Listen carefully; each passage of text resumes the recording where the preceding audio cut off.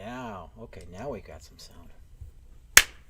All right, well, thank you very much for your patience. Hey, gang, it's Friday and it is 12:30, and that means it is time for another episode of Tech Art Talk. We've already filled our quota today for snafus and foobars and screw ups, so let's get this thing rolling. All right, we're going to continue on talking about various programming for rendering and shaders and so forth, and we're going to go onto this a little bit. We're going to go into a little bit more of a visual effects gear. Now, we've been basically covering the fundamentals and the basics for the last few weeks, and this week we're going to go into something called a little bit of like depth fog and a little bit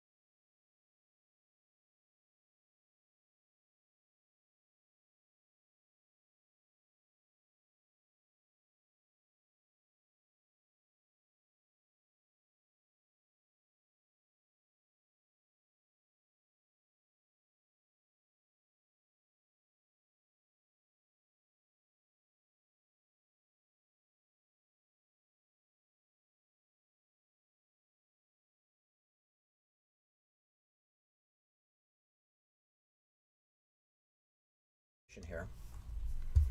And just to give a quick demonstration of this, I hooked up this massive system inside of Shader Tool, and what I'm going to do is do a transformation on my sphere here.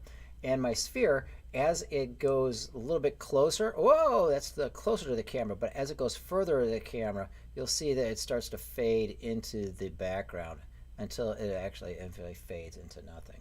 And so where's the range that it's actually fading to? So let me go ahead and make that a little bit smaller here. So I make this like a -1 and then maybe a 20. Okay, so that's right in our face here at -1, and then as we fade off in the distance, you'll see it very, very slowly takes its time as it's fading off. And so what's going on is it's very slowly doing a linear interpolation between the rendered color and the background color. And we're going to go right into and explaining what this function is actually doing. Okay, hopefully you can see this. All right, let me see if I can scoop this up and make this a little bit bigger. Yeah, there is a little bit bigger. Okay, we are going to be using the common.fxh file that we created when we were working on our blend Phong rendering. And that's got the basic tools and so forth. Actually, let me see if I can bring this up. And I know, let me bring up my Sublime here.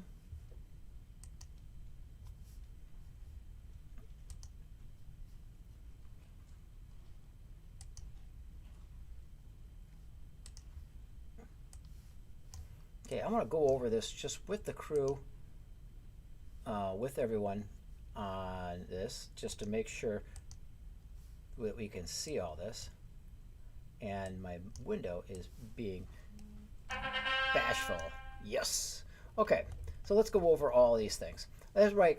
So I'm going to introduce some concepts today in using the common.fxh that we haven't seen before, but it kind of makes sense if you have any kind of little programming experience.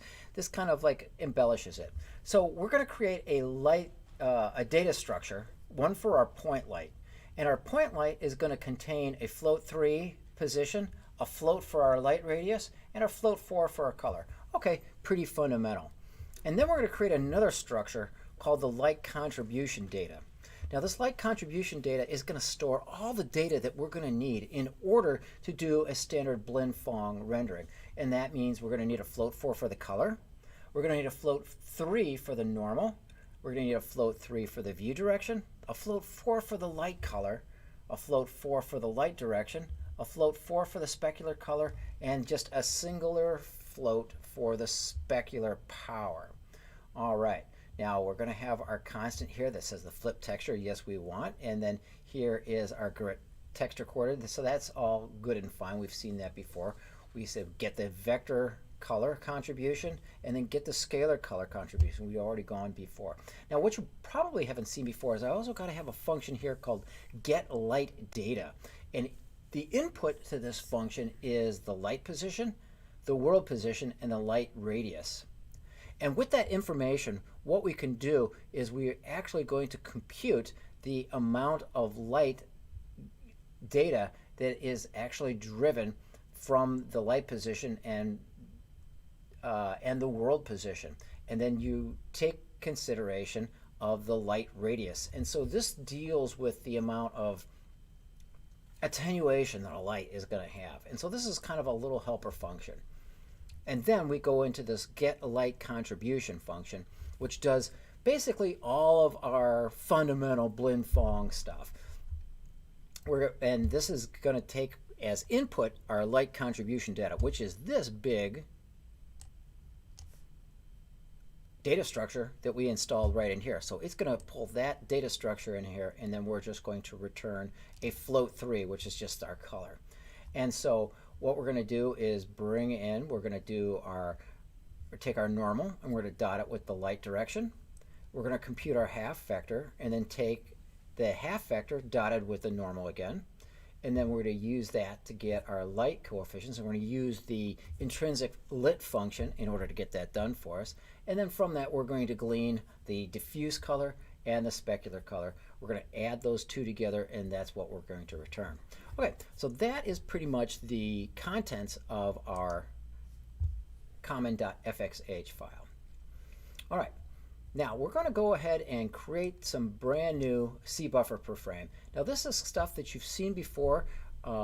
In otherwise, as input, we're bringing in our matrix view, we're bringing in our projection, our ambient color, our light color, our light direction, and our camera position. Okay, these are all good and fine, but now we're going to bring in our fog color, and then a single float for our fog start and our fog range. Remember, we're going to need to understand our fog start and our fog range in order to understand how much to interpolate between our rendered object and our fog color. And then our CBufferPerFrame object is going to have our world and our specular color and our specular power. And then here we have as another utility for is the get fog amount. And remember that fog, that little equation that I gave you earlier, Well, that's what this is going to do, is get that formula. And so we're going to get our view direction. We're going to take the length of the view direction. Then we're going to subtract the fog start from it and divide it through by the fog range. And then we're going to saturate that. So that means is we're not going to get any lower than 0, and guarantee we're not going to get any kind of greater than 1. So it's going to be somewhere between 0 and 1 guaranteed. Nice and simple there. And then we have our rasterizing state, and then we have our color texture, which is going to color our sphere, which is fine. And then our texture sampler, we're just going to call that color sampler. And then let's take a look at our vertex data structure. All right, so the vertex data structure, we're just going to input our object position, our texture coordinate, and our normal. For the output, we're going to deal with the position, the normal, the texture coordinate, the light direction, the view direction, and then the fog amount. Remember, that fog amount is going to control how much blending we do between our rendered color and then our fog color. So let's take a look at our vertex shader. Now, our vertex shader looks exactly like our standardized blend Phong vertex shader. Nothing new here. So we get our position, and then we get that from our object position multiplied by the world view projection matrices. We're going to get our texture coordinates. We're going to get our normal as we multiply our normal by the world vector, our world matrix, and get the XYZ components for it. Our light direction is the normalized value of the negative light direction. Our world position is nothing but our object position multiplied by the world matrix. And our view direction is our camera position minus our world position. And then what we're going to do is we're going to get that value, and then we're going to normalize it. Now, the only different thing that we're doing before is that we are going to look at the fog. And now, if fog enabled, now this is a little bit different, because if you'll notice up here, as the input to this shader, we're actually sending it a uniform Boolean.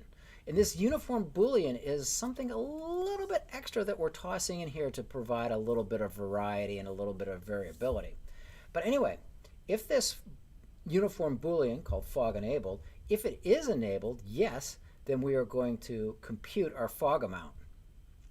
And if the fog is disabled, we're just going to ignore it. So let's follow this on to the pixel shader.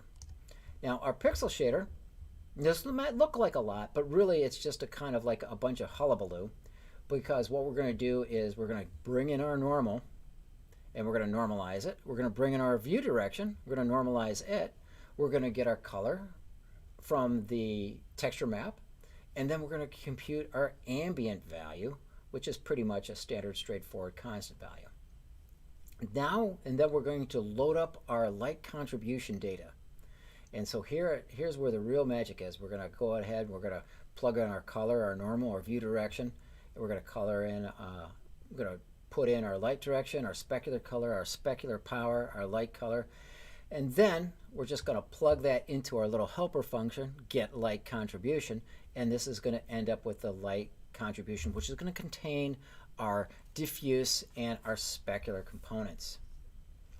And then so therefore our RGB value is going to be nothing but our ambient plus our light contribution. And then here's our alpha. And now notice, so that's pretty much exactly what we've done for our blend Phong calculation. Nothing new there.